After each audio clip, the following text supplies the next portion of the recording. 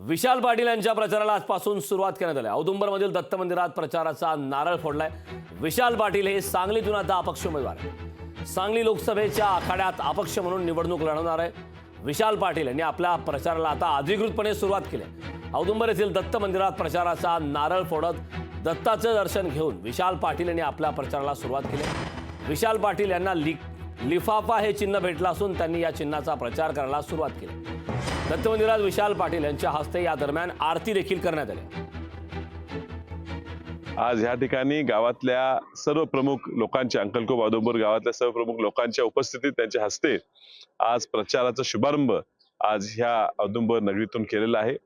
ह्यापुढे आज दिवसभर आमचा जत तालुक्याचा दौरा आहे। हा 12-13 दिवसाचा काळ फक्त प्रचाराला जरी उरला असेल तर ह्या पूर्वीच्या काळात चांगला संपर्क, गावगावी भेटी, त्यामुळे प्रत्येक ठिकाणी जाईल तिथं चांगला प्रतिसाद मला मिळत आहे। येणाऱ्या काही दिवसात तुम्ही बघालच की हे जनतेने ठरवलेला उमेदवार आहे आणि जनता ह्या उमेदवाराच्या पूर्ण पाठीशी राहील हा माझा पूर्ण विश्वास आहे। आज ह्या ठिकाणी गावातल्या सर्व प्रमुख लोकांच्या अंकलकोप औदुंबर गावातल्या सर्व प्रमुख लोकांच्या उपस्थितीत त्यांच्या हस्ते आज प्रचाराचा शुभारंभ आज ह्या